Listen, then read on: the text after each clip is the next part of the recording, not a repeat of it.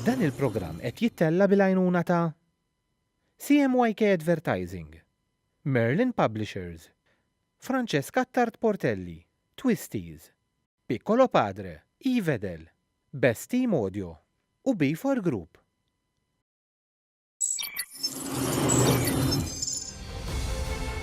Int min int huwa produzzjoni mtella mill-istudenti tal-Baċelerat fil-Midja fl-Istitut tal-Arti Kreattiva fi dan l-Emcast.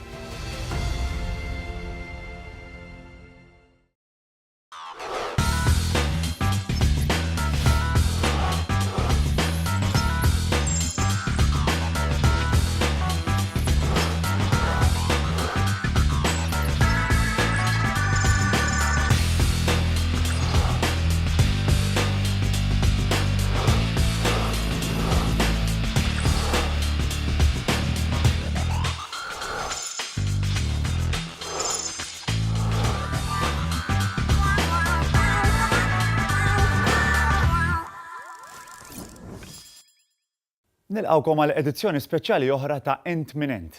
Nhar il-21 ta' frar madwar id-dinja jiġi ċċelebrat il-Jum Internazzjonali tal-Lingwa u propju f'Malta wkoll jiġi ċċelebrat dan il-jum. Illum f'dan il-programm ser inkunu qegħdin nitkellmu dwar il-lingwa Maltija u l-iżvilupp ta' din il-lingwa, kif il-lingwa qiegħda tiġi mitkellma permezz tal-midja soċjali, kif jitkellmu iż-żgħażagħ illum kif jużaw il-lingwa Maltija iż-żgħażagħ, it-teknoloġija u anke il-lingwa Maltija permezz tal-mużika. U propju biex nitkellmu dwar dan is-suġġett miegħi illum għandi lil Michael Spanjol illi flimkien miegħu ser inkunu qegħdin nitkellmu dwar dan is-suġġett illi ċertament mhux l-ewwel darba li ser ikun qed jitkellem dwaru iżda suġġett illi qiegħed f'qalb ħafna Maltin u allura żgur illi inissel interess. Kif inti? Tajjeb ħafna.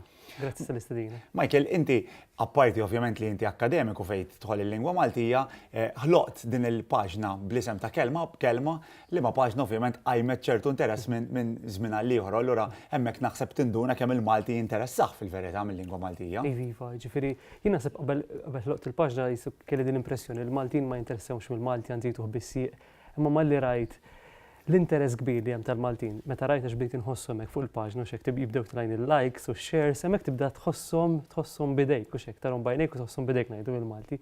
U hemmhekk tara l-interess veru li hemm fil-Malti. Meta nitkellmu dwar lingwa dejjem nitkellmu dwar lingwa li tevolvi. Il-lingwa Maltija kif evolvit tul is-snin, ġifieri sa mill-bidu tagħha għallum il-ġurnata kif evolvit il-lingwa?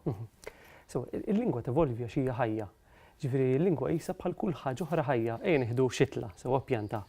Pjanta tikber hekk ukoll il-lingwa, jew inkella pjanta ikollha xi werqa li tisfar u mbagħad taqa'. L-istess il-lingwa, jew mbagħad ikun hemm xi weraq ġdid li jinbet. Ħanati eżempji żgħir.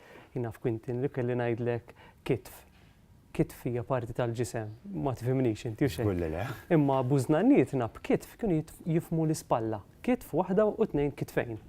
Ġara, dik qisha bħal werqa li sfaret, nixfet u daqshekk waqgħet ma baqgħetx tintuża. Minn flokha ġiet werqa ġdida, nibtet kelma ġdida li hija spalla, fis-sens nibtet ħadnija mit-Taljan. Għax il-kliem dak li jiġrilu, ġifieri kellek il-kliem ħafna drabi kien mill-Arbi u xekk, dak hija l-bażi tal-Malti, il-fundament tal-Malti. Mbagħad beda diħel kliem minn l-ewwel mill-Isqalli, mbagħad mit-Taljan u llum il-ġurnata nafu sew diħel ħafna kliem mill-Ingliż. U bħal donnu dejjem infittxu dak li hu l-eħfef għalina u l-aktar li nisimgħu hux veru. Iva, ġifieri fil-lingwa għandek da ħafna nies jgħidulu qass, imma mhux qass, qisu l-ekonomija tal-lingwa li tkun ekonomiku li tqassar naraw anke fil-kidba manka kif nitkellmu jiġifieri għarek nieħdu il-kelma jiġifieri. Ħafna nies meta jgħiduha bdiet bħala jiġifieri mbagħad jgħidulek ġifieri jew fieri tibda tittika għax iktar ma tuża qisu bħal kif naqbad ngħid qisu bħal adba u xek iktar ma tużax hekk tibda tittika l-istess il-kliem. Ħanaraw dan il-feature li jitkellem dwar dak li qegħdin niddiskutu jagħti spjegazzjoni aħjar dwar il-lingwa Maltija u l-evoluzzjoni ta' din il-lingwa.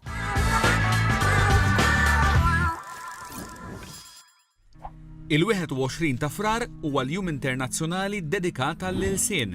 Il-jum huwa magħruf bħala International Mother Language Day. F'dan il-jum nippromuovu d-diversità tal-lingwi. F'din il-ġurnata wieħed jiċċelebra wkoll il-lingwa bħala mezz ta' komunikazzjoni u matul iż-żmien inkomplu niftakru fl-identità tagħna. F'dan il-jum aħna l-Maltin niċċelebraw il-lingwa tagħna. Huwa magħruf li l-Malti huwa magħmul minn 3 elementi prinċipali: l-Arbi, it-Taljan u l-Ingliż. Matul iż-żmien, il-kliem fil-Malti kemm dak mitkellem kif ukoll dak miktub evolva. Kmamar. Dawn. Disa. Sikkina. Baxx. Bniedem. Jinżel. Illum il-ġurnata, it-teknoloġija u l-medja soċjali qed isiru parti importanti ħafna minn ħajjitna. F'dan il-kuntest, il-Malti Online, kif qed nikdbuh?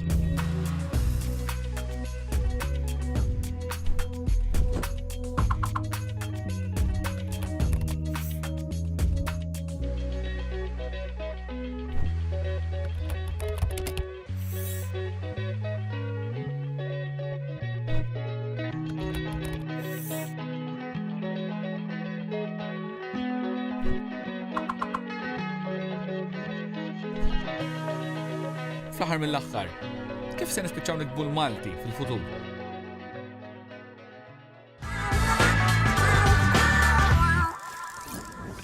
Mela Michael, f'dak il-feature, apparti li rajna kif evolvit ftit il-lingwa Maltija, stajna nnotaw ukoll numru ta' żbalji ortografiċi li ħafna nies jiktbu fuq Facebook jew inkella fuq xi midja soċjali oħra.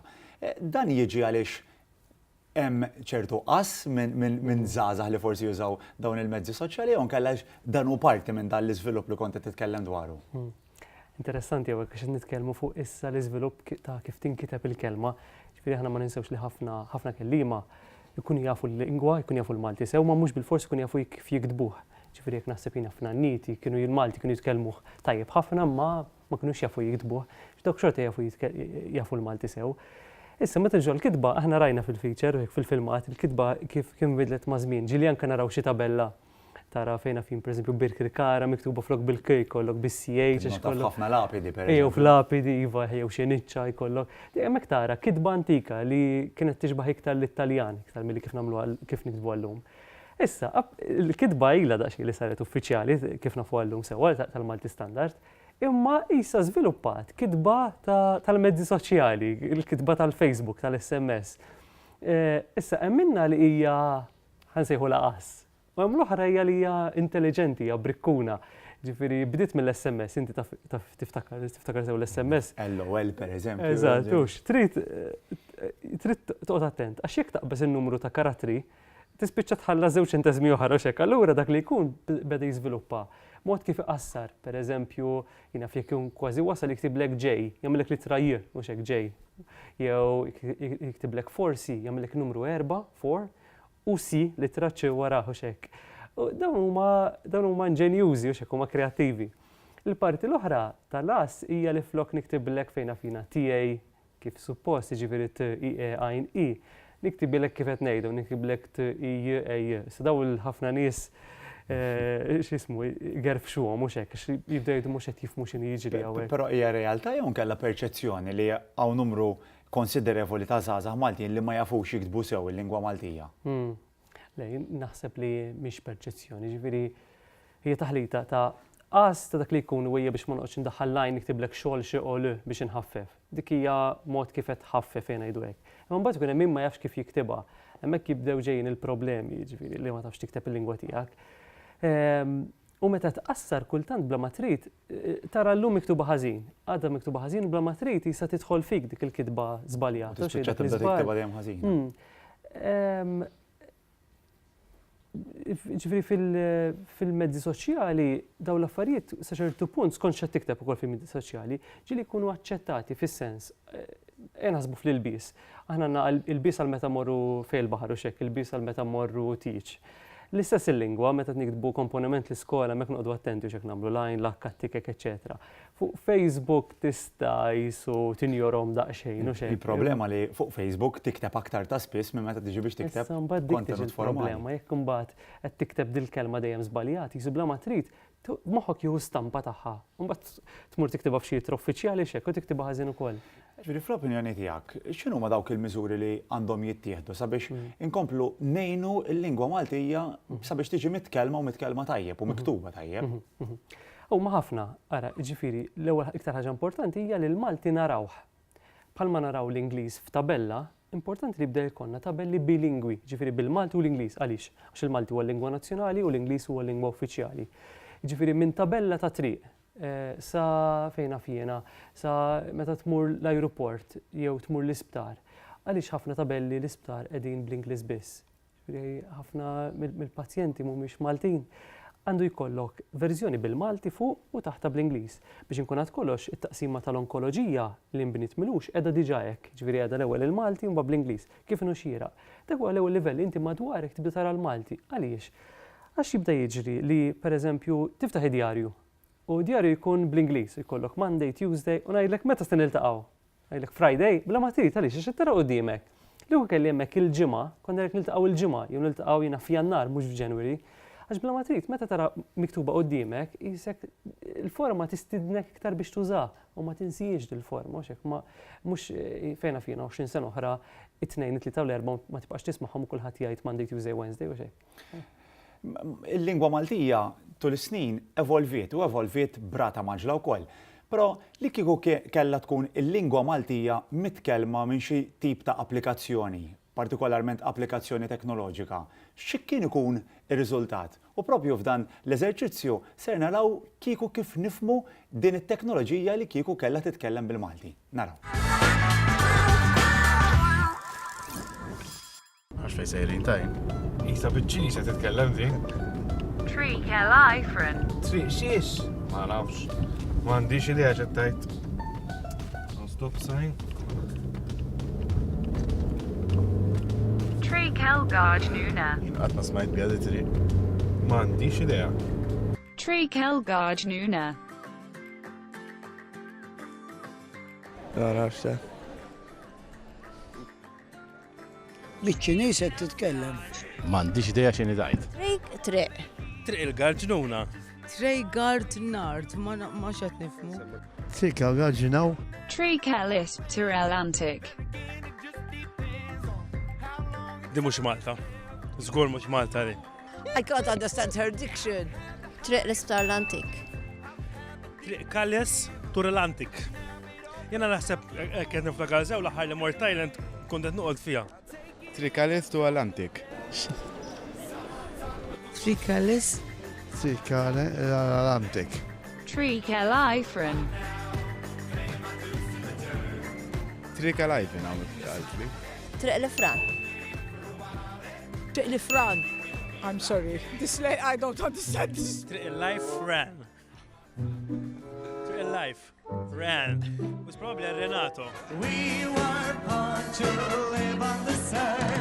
Triq għal-Friend. Triq zatil barriera. Issu il-barriera. Triq il-barriera. Ma zatil ma nafx sat minnu. Iku barre għalek, barre era bajek. Il-xaħġa l-barriera. Mux għan nifimat għadin xejn. Ta' fejja ta' M'għandix idea.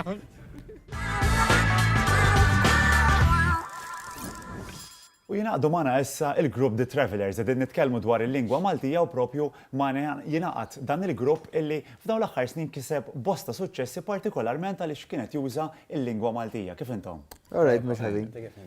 Jiena mhux ħażin. X'inhi din il-formola tal-użu tal-lingwa Maltija li toħloq mużika imma mhux biss mużika li ssir popolari fost il-Maltin? L-ewwel nett jisu aħna bħala band ġiet il-ħajra li nikbu il-mużika bil-Malti sempliċement għax idna nagħmlu xi ħaġa daqsxejn differenti milli kien hawn dak iż-żmien. Jisu għalina kien riskju dak iż-żmien li nieħdu ċans li nagħmlu xi ħaġa bil-Malti.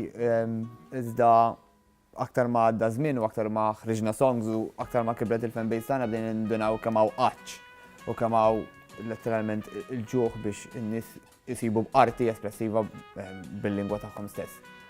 Kemm huwa diffiċli li tikteb mużika bil-lingwa Maltija, mhux biss li tiktebha ma li tqabbilha ma' ħoss illi jinteressa lil min ikun qiegħed jisma' dik it-tip ta' mużika. Ekku, aħna li provajna nagħmlu, ovvjament, rajna x'inhu għaddej madwar id-dinja, ħoss kontemporanju.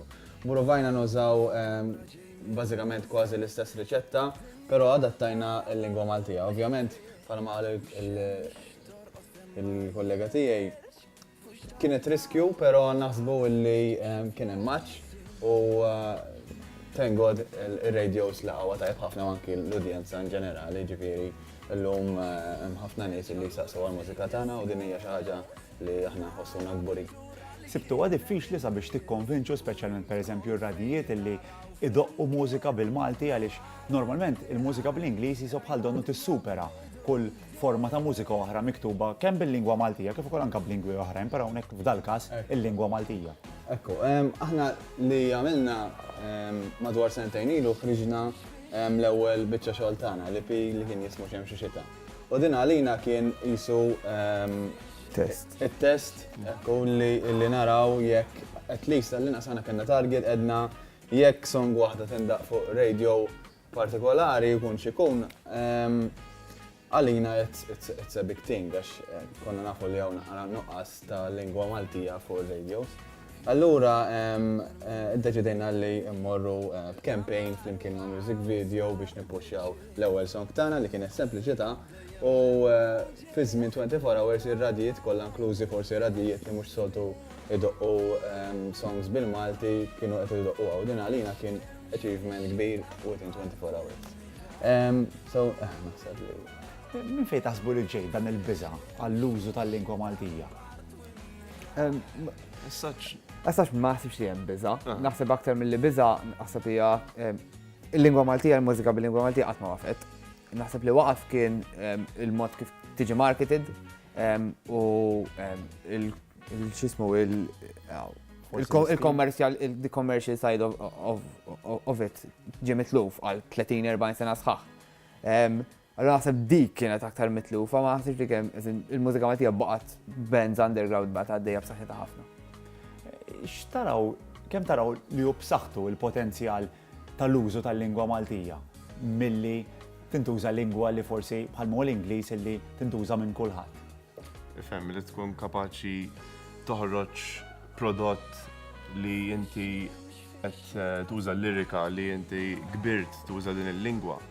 Tgħinek biex inti tuża affarijiet li tkun tista' tkun iktar kreattiv milli pereżempju sempliċement tikteb lingwa li hija universali. Il-mużika m'għandix tiġi restretta bil-kontenut tal-lirika għax sempliċement ikun bil-Malti. Dejjem irid ikun hemm qisu aim illi ikun just mużika tajba. Fil-fatt irċivejna feedback minn barra, irċivejna mistenni. Taħsbu, ġifieri waqfet biss sal. Meta ħriġnija biex nkunu onesti, ma ħsibniex li ħan missu markets barra minn Malta. Imma fl-istess screen xi tibda tara id-data li tiġi minn Spotify u minn fejn jiġi l-income mis-songs innifisom. U anke sempliċement kommenti fuq YouTube, eżempju. U kommenti li jihtlu minn kull imkien. U bħalli ma pajjiżi li jkunu parteċi. Eżempju, dal-aħħar għadni ġejjin mit-Tunezija, konna morna għamilna gig żgħira hemmhekk li marret tajjeb ħafna, kellna xi radio interviews ukoll. U tiskanta kif f'pajjiż fejn jaqbad ngħidu nofs l-affarijiet li qed ngħidu l-kunċett jaqbadha. Jassimila ruħu ħafna ma ħajk tmur eżempju fuq naf Xemxu Xita u tagħmel newest comments, the first 10 nofshom ikunu barranin. Allura tiġi f'sitwazzjoni fejn tajt isma' dan mhux qed jifhem jew mhux qed jifhem kollox imma fl-istess ħin qed toġbu l-mużika. Temnu li l-lirika jew il-mużika li għamlet il-prodott tagħkom popolari? Naħseb hija kombinazzjoni, combination of both. Naħseb illi il-fatt illi nużaw l-lirika Maltija għamletna differenti jew tatna identità fil-kontest kontemporanju f'Malta, però anki barra minn Malta, il-fatt li qed nużaw l-lingwa Maltija naħseb dika tidentifikana bħala prodott uniku f'kuntest internazzjonali. Jien ringrazzjakom ħafna l-kontu magħna hawnhekk il-lejl ovvjament intemmu dan il-programm billi nisimgħu silta mill-mużika tagħkom. Grazzi ħafna u proset tal-ħidma tagħkom. Intemmu dan il-programm billi nirringrazzjaw l-sponsors illi jgħinu sabiex jittella dan il-programm fosthom Best Team, Merlin Library, Before Group, CMYK Advertising, Go and Fun, Makeup by Francesca Tart Portelli, Piccolo Padre u Twisties. Grazzi.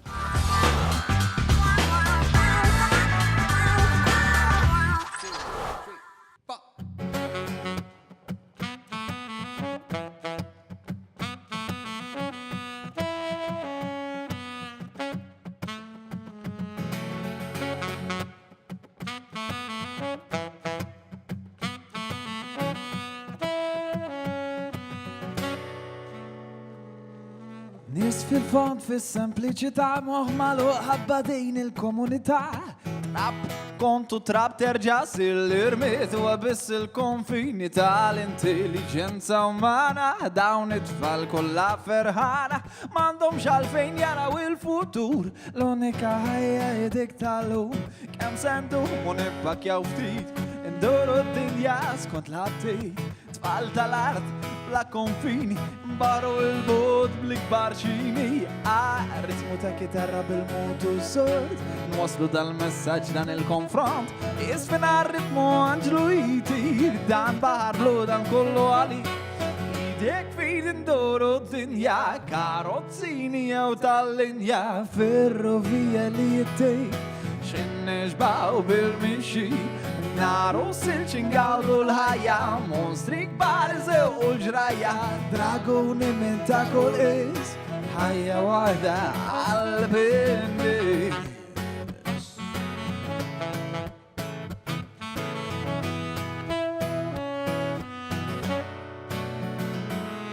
U jek torrab għadna u ħidna fiskiet nurik id-dinja kolla l-luq tal-wit. Għawnek karrasna u ħidna fil-kwit naqsmu din il-ċibda jek flimkien għal-purifikazzjoni ta' din natura. Bla attenzjoni ma' hemm sfortuna għax dan u għal-ħin dan u l-moment. Naqsmu d-dinja e kontent idek fid induru d-dinja karozzini jew tal-linja ferrovija li jittir. Xinneġbaw bil-mixi naru silċin għawdu l-ħajja monstri kbar iżew u l-ġrajja. Dragoni minn ta' kull is ħajja waħda għal-bindi.